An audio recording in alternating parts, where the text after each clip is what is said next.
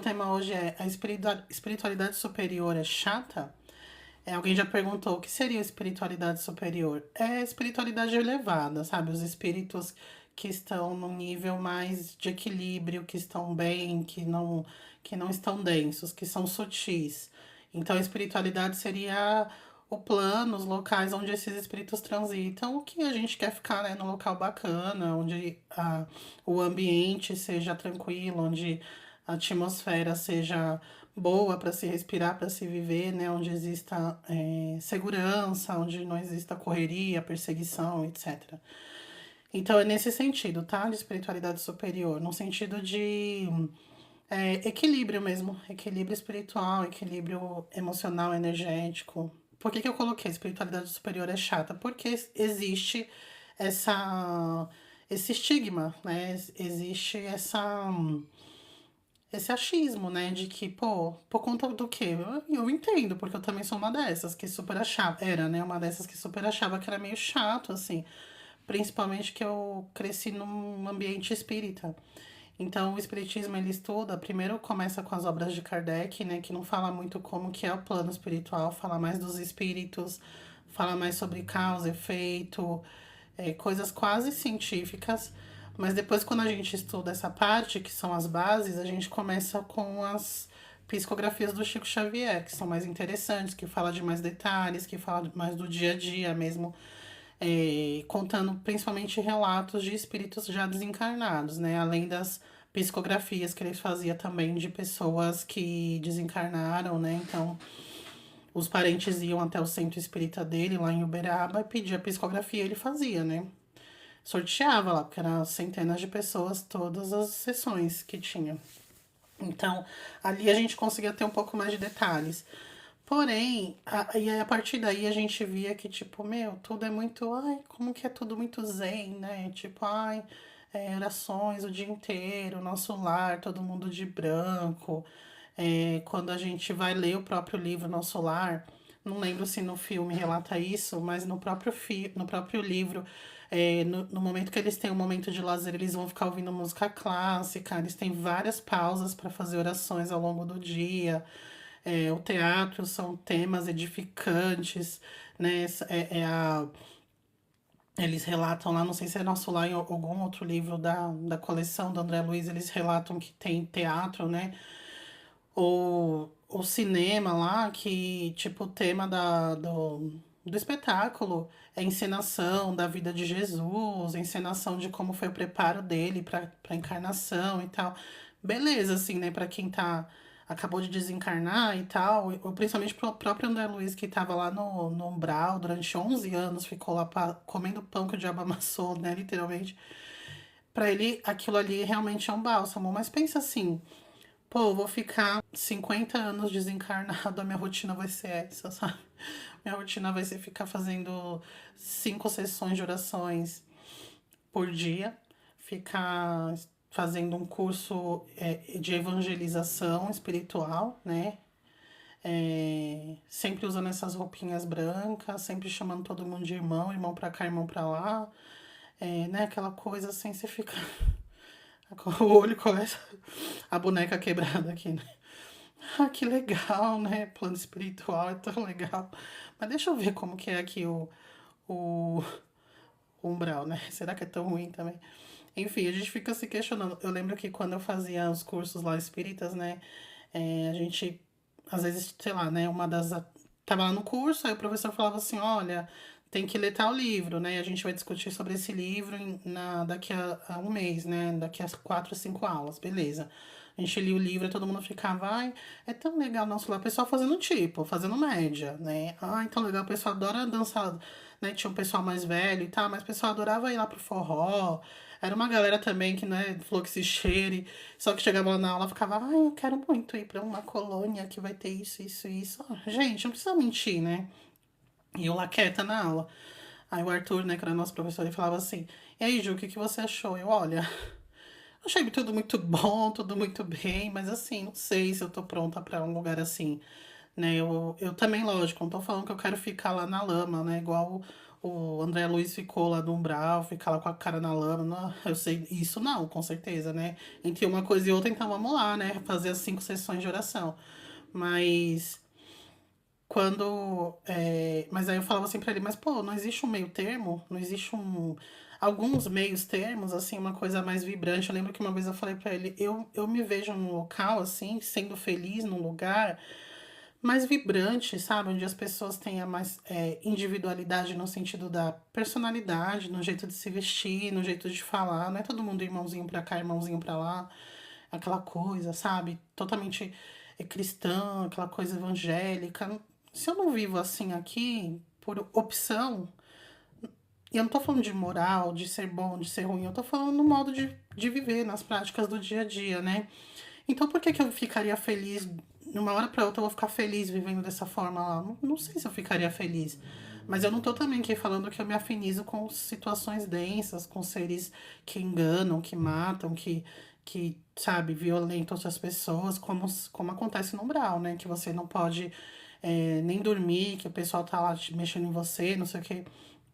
Então, não, né, é meio triste pensar que só existe uma coisa ou outra, né?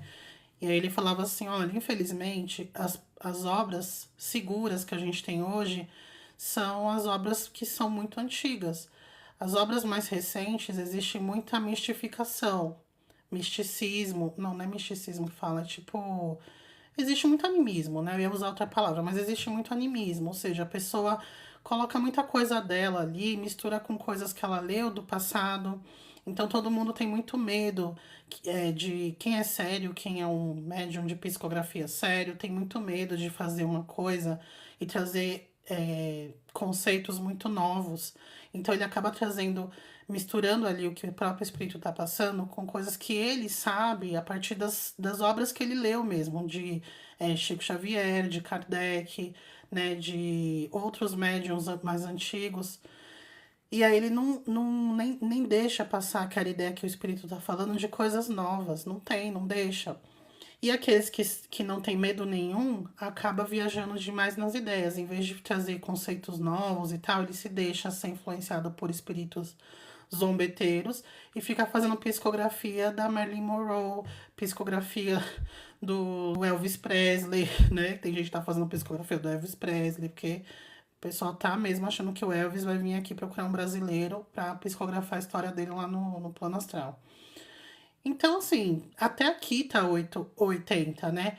Mas, gente, aí vem a mágica da projeção astral, né? Quando você começa a fazer projeção, você vê que não é esse 880.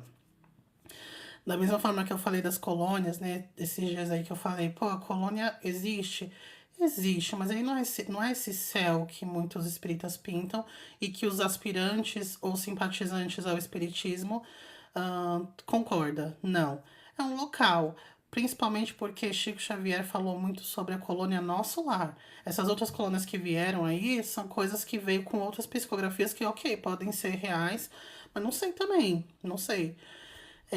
Porque existe gosto para tudo. André Luiz tinha mais afinidade com aquilo ali, ele era super cristão, né?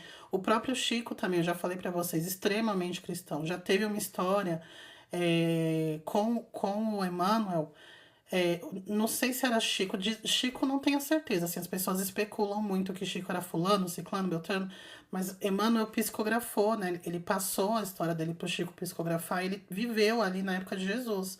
Então, e ele não foi um seguidor de Jesus na época. Então, depois que ele desencarnou de forma muito triste, muito trágica, ele acabou se apegando muito com Jesus, porque ele conheceu e ele renegou, né, os ensinamentos ali naquela época. Então, para ele, eu acho que foi diferente. Ele é cristão. E nada à toa, gente. Nós temos os mentores que a gente tem afinidade, que eles têm afinidade com a gente, os guias também que acompanham a gente eventualmente, eles também têm que ter afinidade com a gente afinidade com eles. Não tem como um espírito que é satanista ficar do meu lado tentando me acompanhar. Por quê? De forma assim, no sentido de ser um tutor, de ser um mentor. Porque eu não tenho nenhuma afinidade com o tipo de energia que eu tenho, né? Com que eu acredito, com que eu quero fazer para minha vida, não faz sentido. Então, todos os espíritos protetores e guias que nos acompanham, eles têm que ter uma afinidade com a gente em várias situações, em crença, em energia, em objetivo de vida. Senão não funciona, tem que ter essa afinidade, senão eles não conseguem se fazer ouvir de jeito, já é muito difícil. Com afinidade, sem afinidade fica impossível, tem que ter afinidade, inclusive para psicografar. Não é todo mundo que consegue psicografar qualquer espírito, tem que ter afinidade. Então, Chico tinha afinidade com esse tipo de espírito, com esse tipo de energia. Então, é natural que ele psicografou, gente, mais de 500 livros que foram publicados e que foram catalogados, mas dizem que no total, foram mais de 700. Então, quando você fala de livros espíritas, obviamente que todo mundo vai indicar os livros de Chico, que era um médium ímpar e uma pessoa irretocável. Só que ele tinha uma afinidade com uma energia específica, ele tinha uma linha de vida e de trabalho específica, era uma coisa mais cristã, mas não existe só isso. Quando a gente começa a fazer projeção astral e sai do corpo, e até tem sonhos lúcidos também, a gente começa a identificar, né, começa a ter a condição de identificar o que realmente foi real e o que não foi, a gente vê que não é bem assim. Eu vou até contar um relato que alguns de vocês já ouviram, mas sempre tem gente nova.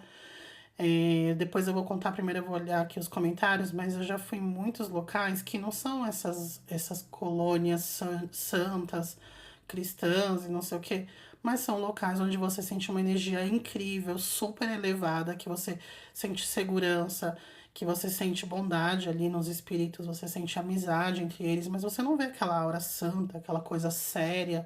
Inclusive, meu mentor também, que eu vou falar um pouquinho aqui, que eu não vejo ele com muita frequência, muito menos consigo conversar assim e lembrar da conversa na íntegra, é muito difícil. Mas as poucas vezes que eu consegui ter essa. A gente sempre conversa, né? Como vocês também, vocês sempre têm muito contato com os guias e mentores de vocês. Podemos dizer que praticamente toda noite. Mas a gente não lembra, é muito difícil lembrar. Mas as poucas vezes que eu consegui lembrar na íntegra, era uma pessoa extremamente bem-humorada, tranquila, é, bem arrumado, não era aquele, ai, santinho de branco, não. E uma pessoa como poderia ser um amigo meu aqui tranquilamente, tá? Não tinha aquela coisa santa, aquela coisa de falar, ai, irmãzinha, não sei. Não tinha nada disso. Abimael, entendi o tema, acho que isso está ligado com o nosso nível de evolução também. É mais ou menos. Eu acho que a nossa crença de que quanto mais evoluído nós somos, mais sérios a gente é. Eu acho que essa crença é mentira. Não é que é mentira, é uma crença que está equivocada, é isso. É porque, Abimael, a gente. A maioria de nós, a gente confunde muito alegria e felicidade com coisas views, sabe? Tipo, você fica alegre quando você tá em descontrole, você fica alegre quando você tá fazendo coisas que não são muito bacanas, tá bebendo, tá usando alguma coisa ilícita, tá, é, né, tendo relação sexual, tá, não sei o que, então você fica alegre. E lá no plano superior não tem isso daí, não tem bebida, não tem não sei o que, não tem videogame, não tem festa, não tem churrasco, não tem sexo, então não tem por que ficar com essa alegria toda. Eles são sérios e não tem nada a ver, porque a gente não tá acostumado a viver uma alegria, experimentar uma alegria genuína, né? A gente não tá acostumado, então a gente acha que quando a gente tá evoluído não tem essa coisa de sorrir, de brincar, de fazer piada, não, todo mundo sério, não. Tem nada a ver, tem nada a ver. Isso que a gente sente quando bebe, quando usa alguma coisa, quando tá eufórico, quando tá assim, ai, não sei o que, com um monte de amigo, pulando aquela música, entrando no teu ouvido, forçando você a ficar pulando, a ficar gritando. Aquilo ali é uma euforia, não é uma alegria genuína. Então, às vezes, a gente tem, em poucas vezes na nossa vida, a gente pode falar que experienciamos uma alegria genuína. Né? Não tô falando que é impossível, claro que não é, mas a gente não sabe ainda diferenciar muito bem uma coisa da outra. A Tati Padilha colocou assim: eu mesmo tenho muita afinidade com Jesus Cristo, mas não tenho afinidade com a religião cristã. Eu também. Eu tenho bastante afinidade. Assim, eu não sou uma pessoa que pode falar que eu conheço toda a história de Jesus que tá lá na Bíblia, porque eu nem leio a Bíblia. Ai, que eu conheço. Não, não conheço, até porque eu não sei se eu confio tanto assim no que tá na Bíblia, né? Eu não confio tanto. Eu sei que muita coisa é real, mas muita coisa não, e não é uma crítica. Eu não. Acho que não é, acho que tá alterada. Mas a energia de Jesus eu acho incrível, porque eu acho que é algo que realmente eu preciso desenvolver mais em mim, sabe? Uma coisa mais amorosa, um amor mais genuíno, um sentimento mais caridoso. Eu sou uma pessoa generosa, sabe? Mas eu acho que a questão do amor genuíno e desapegado é uma das coisas que ele mais veio trazer aqui, sabe? Amar os outros, independente do que essas pessoas são para você em nível de laço familiar ou não, sabe? Desenvolver essa coisa mais amorosa mesmo, mais genuína, mais fraterna. Isso eu tenho muita admiração porque eu acho que é algo que eu preciso desenvolver mais em mim. Mas assim, o que a religião cristã traz a partir disso, eu não tenho afinidade nenhuma também. É um outro ponto também que eu acho que é uma energia bastante de Jesus, assim, é a humildade, né? Apesar de que, de novo, né, a religião tenta ainda trazer a humildade como assim, um, um desprendimento total das questões da matéria, ao passo que a própria igreja é riquíssima e quer que você dê cada vez mais, principalmente as igrejas evangélicas. Antigamente a igreja católica era muito assim, hoje em dia tá menos, também já, né, já tá com todo o ouro saindo pela culatra, mas agora a evangélica que é assim, né? Seja humilde, dê o dízimo, dê mais, cada vez mais, que você vai garantir o seu dinheiro no céu. Os pastores andando com carros luxuosos, blindados, as esposas com bolsas de grife e as igrejas extremamente luxuosas, pra mim não faz o menor sentido assim, né? E aí não, mas o fiel tem que ser muito humilde, tem que primeiro dar tudo para ele conquistar uma coisa boa lá no céu. A humildade, ao meu ver, não tem nada a ver com dinheiro, sabe? A humildade é uma postura humilde, é uma postura de você não se sentir superior a ninguém porque você tem uma aparência X, porque você nasceu com a cor da pele Y, porque você é um homem, porque você é uma mulher, porque você tem um cargo tal, porque você mora no bairro tal. Eu acho que humildade é um comportamento. Não é uma questão de você ser pobre é humilde, ser rico é desumilde, tem nada a ver. Mas infelizmente é assim que a igreja tenta vender, né, pro fiel, a maioria. Não, Paulo Henrique. Ju, ouvi dizer que os trevosos já dominam as doutrinas espiritualistas. Acredita nisso? Não. Não, como assim dominam, né? Eles levaram a doutrina no cartório para, né, para registrar o nome deles. Agora essa patente é minha. Não, gente, pra dominar a doutrina ou pra dominar a espiritualidade, vai ter que dominar todo mundo que acredita nisso. Todo espiritualista é dominado por trevoso? Com certeza não, né? Haja trevoso. Então, por isso que é complicado a gente ficar se vinculando a uma religião apenas, ou uma doutrina, e se fechar para qualquer outra coisa que fuja dali. Porque, de fato, ele pode estar dominando ali uma pessoa importante. Então, não estou falando que é o caso, mas vamos supor, né? Aqui no Brasil, quem dita as regras do espiritismo, não é nem dita as regras, quem regula algumas coisas é a Federação Espírita. Então, vamos supor que o presidente da Federação Espírita esteja sendo obsediado. Realmente vai influenciar de forma muito negativa. Mas, com certeza, dentro da doutrina, existem pessoas críticas, muitas pessoas com criticidade, para falar assim: não, tá tudo estranho isso aqui, eu não vou seguir isso. E ninguém vai prender essa pessoa porque ela não tá seguindo a regra do diretor, do presidente da federação. Não é ditadura, né? Não quer seguir, não siga. Então você vai sair do seu centro, vai ser desvinculado da federação. Desvincule, meu centro não vai ser implodido, né? Porque vai ser fechado, porque não tá escrito. Esse negócio de se inscrever na federação, ninguém nem sabe. Os frequentadores nem sabem o que é federação. Pra mim, tá escrito ou não tá inscrito na federação, faz a menor diferença na minha vida. Então, você entende? Então é muito difícil você dominar uma doutrina. A doutrina é feita por pessoas também, né? Até porque Kardec, a doutrina dos espíritos eu acho que é muito legal, porque Kardec falou, essa doutrina é uma doutrina viva. Você tem total liberdade de estudar, de aplicar as metodologias, e acrescentando descobertas e acrescentando conteúdo. Então não tem uma coisa cravada, não tem uma coisa engessada. Mas a gente tem que ter criticidade para ver o que faz sentido e o que não faz. Eu sempre fui para vários locais, assim, projeção astral, né? Mas a maioria das vezes que eu lembrava era um local pesado. Eu já fiz vídeo explicando o porquê, mas eu vou também explicar aqui, né? Aproveitar que temos 72 pessoas na sala. Mas a gente costuma lembrar das experiências que a gente, quando a gente esteve em locais mais pesados, né, em projeção astral ou sonho lúcido, geralmente é sonho lúcido, porque quando é projeção a gente sai fora, né? Mas a gente costuma lembrar mais dos ambientes pesados, porque são os ambientes que são mais próximos da matéria. Então, o umbral médio, ele é muito mais próximo do plano material do que um ambiente sutil de sétima dimensão, de umbral leve. O umbral médio está mais perto da matéria do que o umbral leve está mais perto da matéria. Então, para nossa mente lembrar, porque a lembrança que a gente tem aqui acordado, quem processa é a mente física. Então, para a mente física conseguir processar o que a gente viveu no astral, tem que estar numa frequência, numa dimensão o mais próxima possível da dimensão física.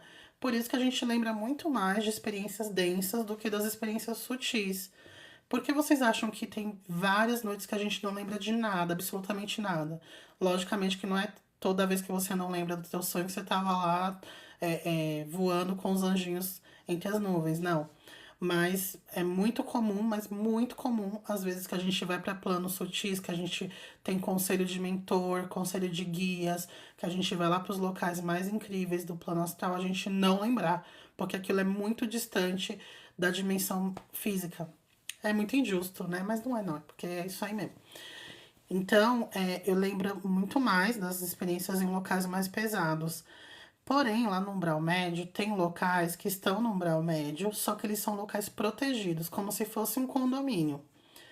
Às vezes são locais menores, mas protegidos, às vezes realmente parece uma cidade mesmo, né?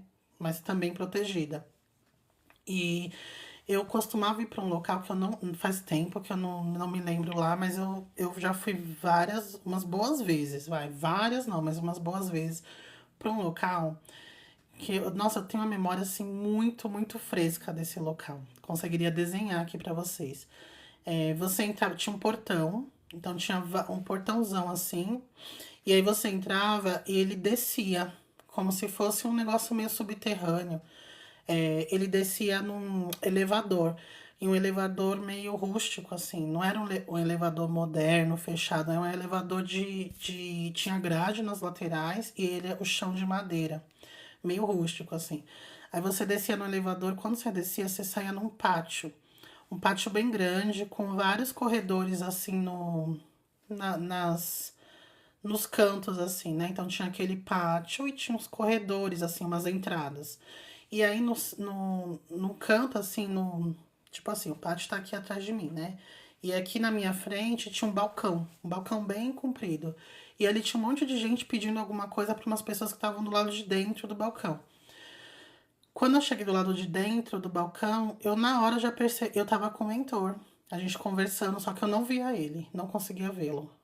E eu nem achei aquilo estranho. A gente tava conversando como se como não, eu sabia que ele tava ali, eu ouvia a voz dele, mas eu não me lembro da fisionomia dele ali, da aparência. E aí ele falava assim, a gente chegou lá, ele me levou pro balcão, aí ele falava, ele chegou na frente e falou assim, olha, é a encomenda dela. Aí o rapaz falou assim, ah, não, já sei, já tá na mão aqui. Aí ele virou pra mim e falou assim, olha, eu vou entrar, preciso falar com uma pessoa ali, você fica aqui, você pega e me espera aqui que a gente vai embora. Falei, beleza. E, gente, era um local tão legal, assim, ó. Era uma energia tão boa, uma energia alegre, assim, todo mundo falando alto. A família da minha mãe é baiana. E eles são de uma cidade do interior, do sul da Bahia, né? Que se chama Ipiaú. Só que eu tenho também parentes, né? Parentes da minha mãe, que também são meus parentes, que são de Salvador. Tem gente em Ilhéus. Tem bastante gente ali na Bahia. E a família da minha mãe é que eu tenho mais proximidade. Do meu pai é do Rio Grande do Norte, de Mossoró. Mas eu tenho muito mais contato com a família da minha mãe do que do meu pai. E eles têm, e minha mãe tem um monte de irmãos, né? E eles todos são muito próximos. Então eu sei como que eles são, não sei como que são hoje os baianos mais jovens, né? Porque por conta da internet as culturas se misturam muito. Mas antigamente tinha as culturas muito mais definidinhas ali, não tinha tanta mistura. E meus tios, eles são muito alegres, assim, eles falam alto, eles falam sempre brincando, eles são muito palhaços, assim, brincam demais, tem uma energia muito boa. E quando os dois, né? São 12. Quando todos eles se juntam, meu Deus, assim, a gente fala, o vizinho vai chamar a polícia, porque vocês não conversam, eles só gritam, mas é a alegria deles, eles são muito alegres e eles são muito engraçados, assim, ó. Hoje já estão bem mais velhos, mas continuam tão engraçados quanto sempre foram. E essa galera que tava pra dentro do balcão, que parecia ser uma família, eles eram uma família, mas muito grande. Uma família de mais de 30 pessoas. Eles eram baianos. E, gente, o povo tão divertido. Eles ficavam uns zoando com os outros. Aí tinha as irmãs, tinha os irmãos. E aí quem foi me atender era um rapaz que ele tinha trança. Até muito, muito comprida, assim. Um rapaz muito bonito, assim, com umas trançonas, assim, até muito comprido. Eu nem vi o final das tranças. E ele tava, tipo, com o rabo, assim. Eita. E as tranças, assim, né, com o rabo bem comprido, assim. Ele falava, começava a conversar comigo, perguntar da minha vida. E aí, como é que tá fulano? Como é que tá ciclano? Eu, tá bem, né? E eu tava meio pra baixo, assim, não tava nesse dia, assim. Tava meio quieta. Eu sou meio assim no astral, meio quieta, assim, estranho. É, mas eu sou assim também na vida real, sabia? Eu sou mais falante aqui com vocês ou com pessoas muito próximas. Aí ele ficava perguntando umas coisas assim pra mim, eu ficava conversando e tal. Aí as irmãs dele preparando lá um negócio que até então eu não sabia, eu não lembrava o que que era, não sabia, né? O mentor tinha pedido, eu fiquei lá esperando. E ele, não sei o que, não sei o que melhorou, e você tá como lá no trabalho? E você não sei o que, você melhorou tal coisa? Aí até deu um conselho pra mim falando do Leandro, falou assim, olha, é... enfim, falou um negócio que eu não vou falar aqui não. Mas ele falou assim, olha, não sei o que, não sei o que. Eu falei, não, eu tô ligada já, né? Tá tudo certo agora. E aí a gente conversando tal, ele zoando com as irmãs dele, daqui a pouco elas vieram com um chá. Um chá bem quente, assim, num copinho, num copinho de barro, assim. E aí elas me deram e falaram assim, ó, bebe agora, tem que tomar quente. Aí eu falei, é ruim? Ele falou, é péssimo, mas tem que tomar. Aí a gente tomando. Depois disso veio uma senhora que era avó, tipo a matriarcona deles, assim. E ela fez um negócio muito engraçado que eu não vou falar também, porque tem um teor meio duvidoso, mas eu lembro que eu ri muito, assim. Ela chegava a fazer o negócio, todo mundo se matava de rir. E aí o meu mentor saía desse mesmo local que a senhora saiu, ele saía conversando com outro senhor, que não era tão velhinho quanto essa senhora, mas também já era um homem mais velho, assim. Eles conversando e tal, aí ele veio, me cumprimentou, também muito simpático, e todo mundo rindo. E tinha gente de tudo que era jeito ali. Eu lembro de que tinha um rapaz com um turbante, assim, parecendo um muçulmano, sabe? Tinha uma freira lá também, então tinha de tudo. E eles faziam coisas com ervas, mexiam com coisa com erva, com chás. Aí a gente chegava lá e o mentor ainda falava assim: aí tomou o chá? Eu falei, tô tomando, que é bem ruim. Ele falou: não, tem que tomar logo.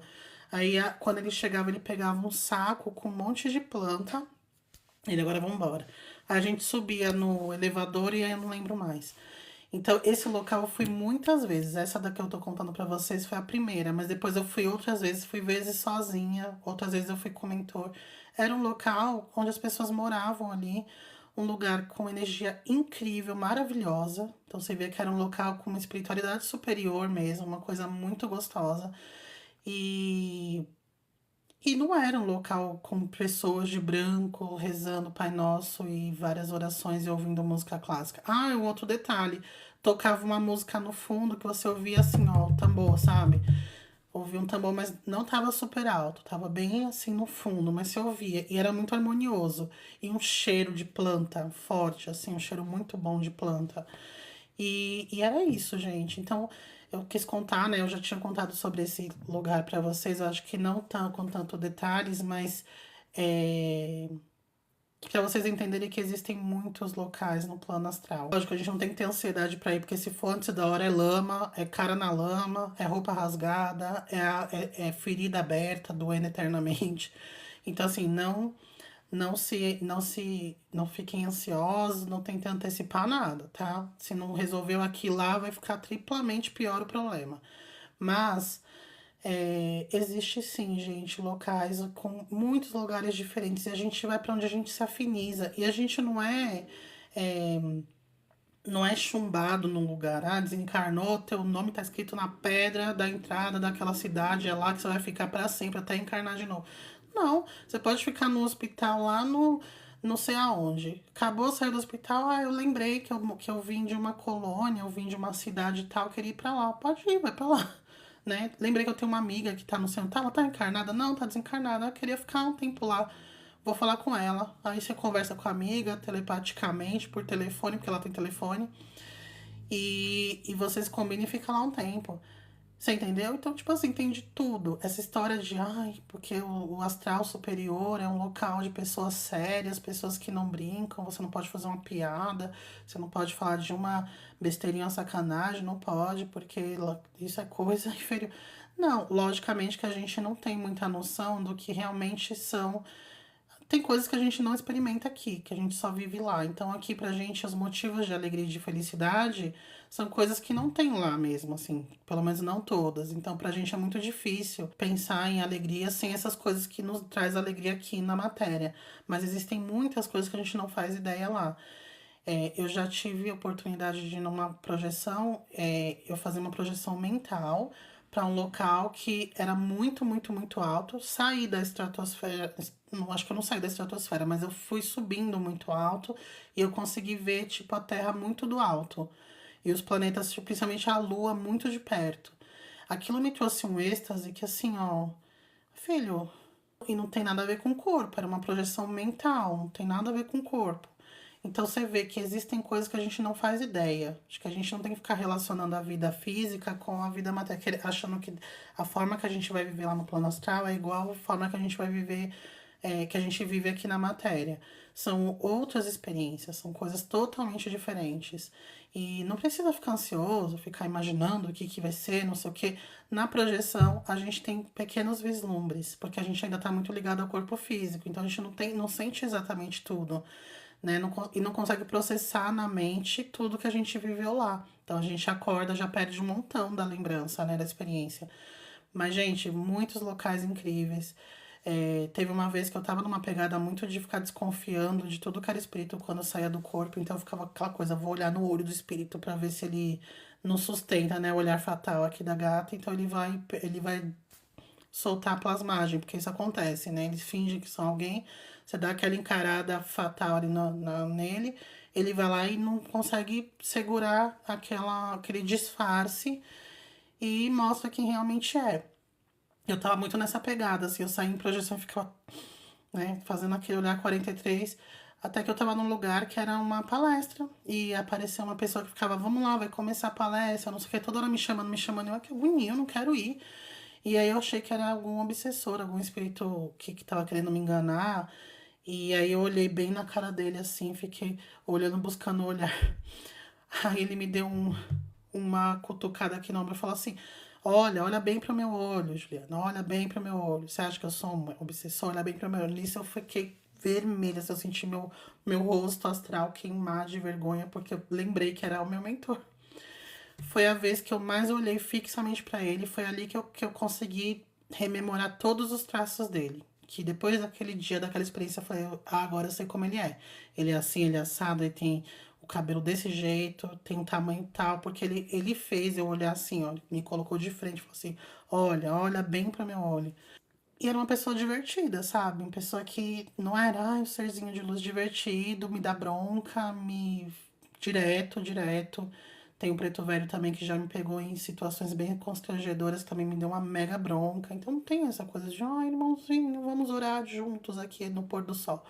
Não tem muito isso, entendeu? Tem também, mas não só. Tem pra quem se afiniza com isso.